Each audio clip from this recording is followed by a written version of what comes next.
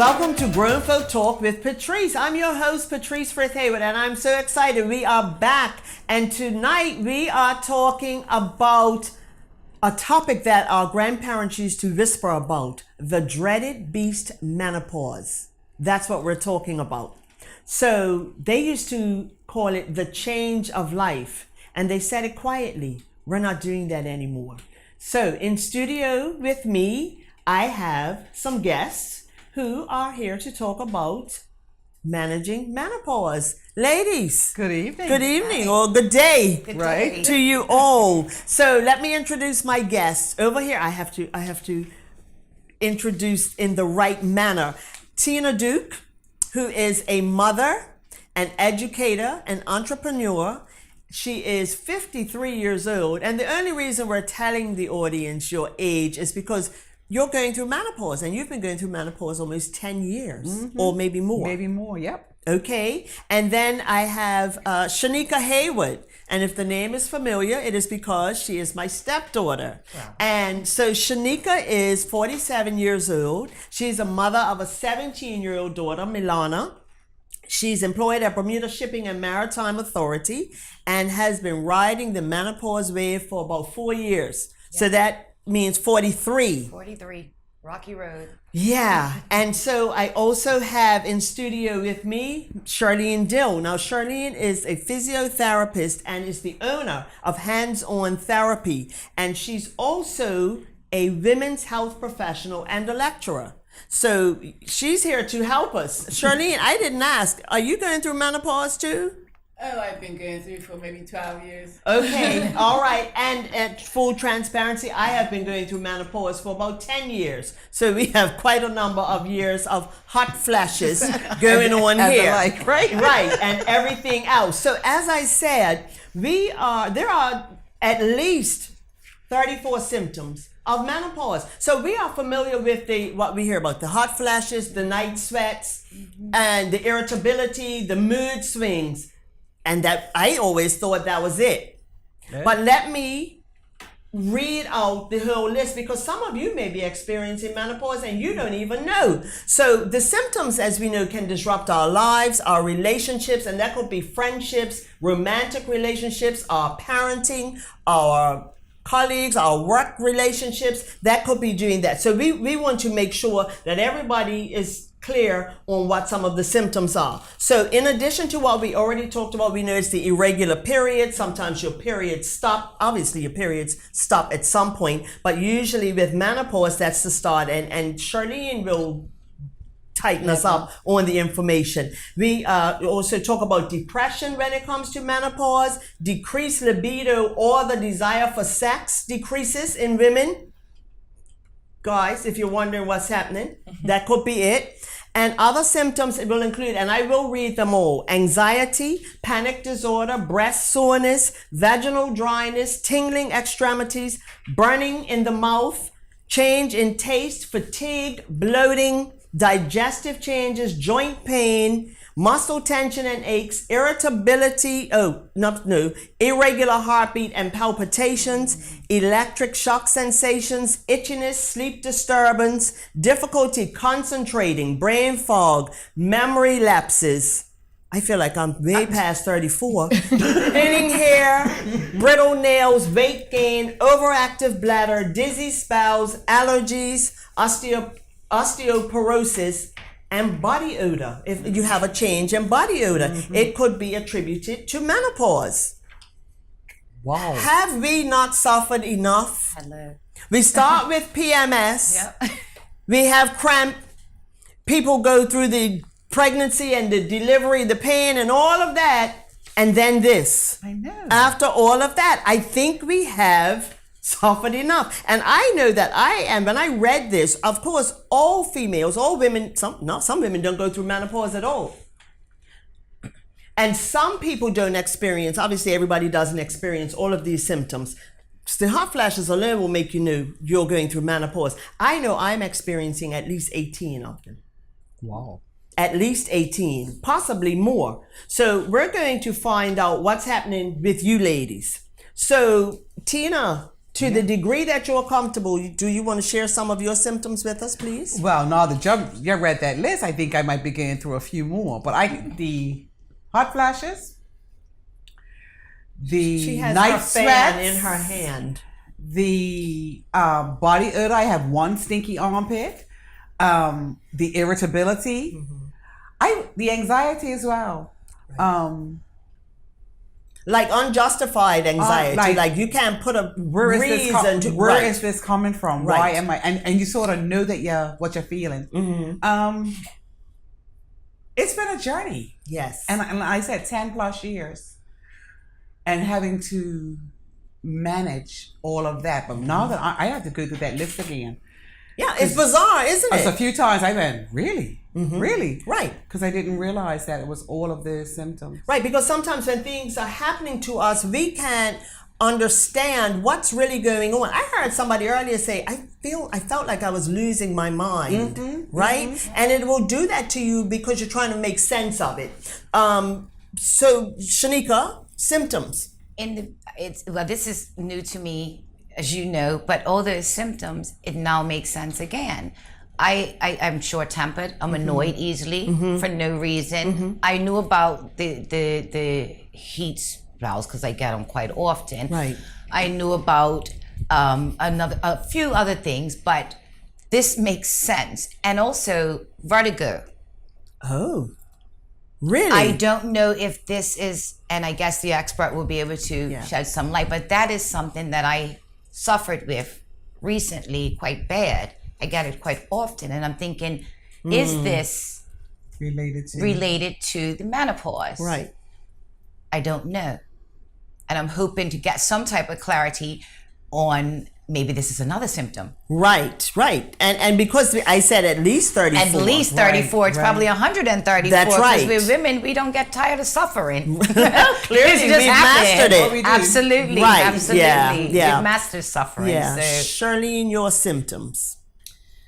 When I was probably about 40, 42, I started getting hot flashes. Okay. And I thought it was because I had a car accident back then and my cortisol was through the roof. And I thought it was from all of that. And then the vaginal dryness and the burning. And I got rid of all that, and then something else crops up, and just when you think you got rid of hot flashes, they come back. Yes, yeah. And that's the other thing. We ride waves of it because I don't have hot flashes as much as I used to, but I still have. Who can relate to the cover on, cover off, cover on, cover off? All night we're doing cover on, cover off. Yeah, that's how good. And one leg out. One leg out. All we one. need is a little breeze to the one foot.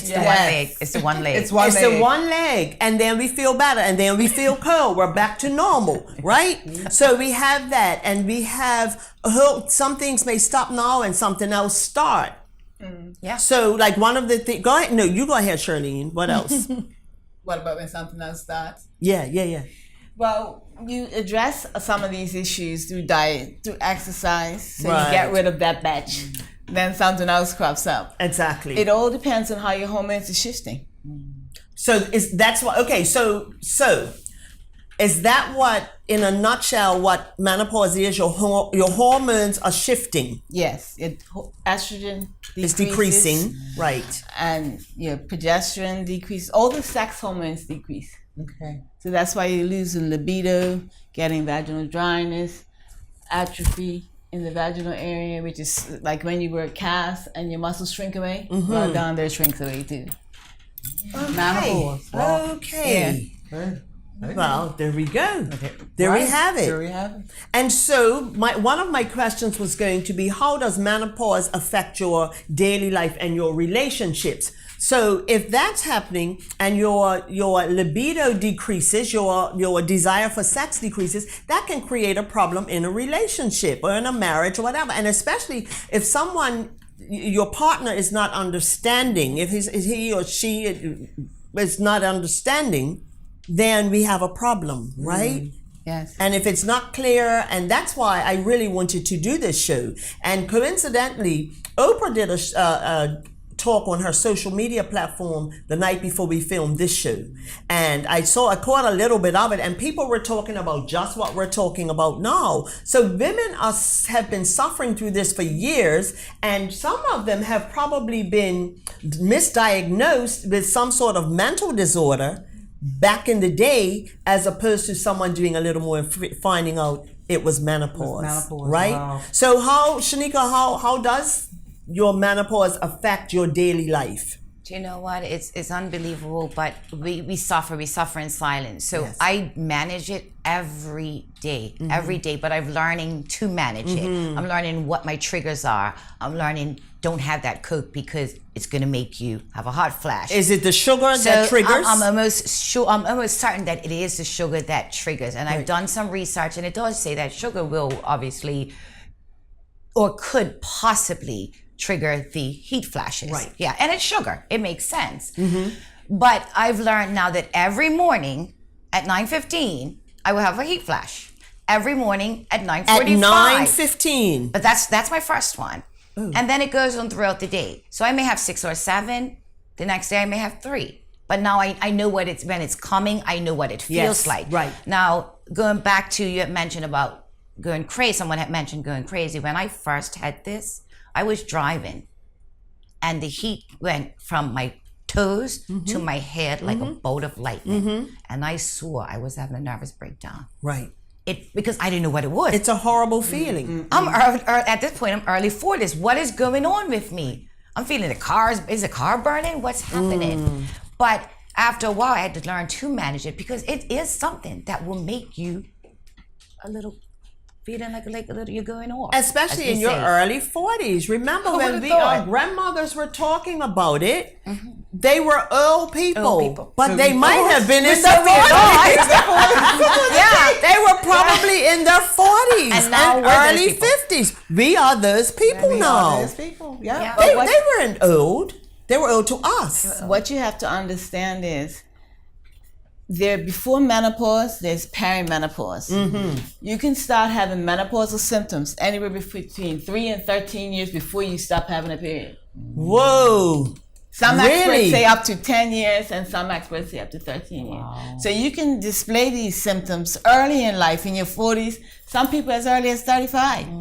Because the hormones have been disrupted from taking birth control pills early in life. Okay. Or having babies. And that starts the changes of hormones a little sooner. Okay, so that makes sense, because I have always had endometriosis, and there are many people out there who suffer from endometriosis. So as a result of that, I was put on the pill early. So that is now probably leading up to the problems, right? Because hormone balance is very delicate. Like Yes. one balances out the other. You just can't shoot yourself up with estrogen because you're lacking estrogen. Okay. You have to see what the balance is. Get yourself tested. Hormone testing is best done 4 times a day: morning, lunch, dinner, and before bedtime. Hormone It's a lot of testing. tests. Yeah, it's Okay. best done then to see what your hormones are like, and then get what you need. Okay, Gotcha, one size does not fit No. all. Oh, got you. Previously, doctors would just write you off for Premarin, which is some estrogen, which is Right. hormone made from horse's urine. That's And what Premarin it's, is? It's synthetic. Now they make something called bioidentical hormone, which is much safer, and it's administered through the skin through creams, which is much safer than putting it systemically into your body. Okay, okay, now that's that's good to know. interesting. It is good to know, because when you hear that, you think that's what people talk about, Premarin. Well, because HRT, hormone replacement therapy, has gotten a bad rap because of a lot of the studies being done on synthetic hormones. They haven't done as many studies on bioidentical hormones. Bioidentical hormones are chemically made like the human body. Okay. So okay. they're more bioidentical, receptive right. into the body, so it takes what it needs. And they're usually made up by compound pharmacists. The doctor writes you a prescription, you go to the compound pharmacist, you get what's made for you. Right. That Not- makes sense. Like you said, not Right. one size fits all. That makes Gotcha. sense. Okay. Okay. So Tina, how is menopause affecting your life? Let me just say, it's been a journey. I now manage it. I remember getting my first hot flash. I'll never forget my first one.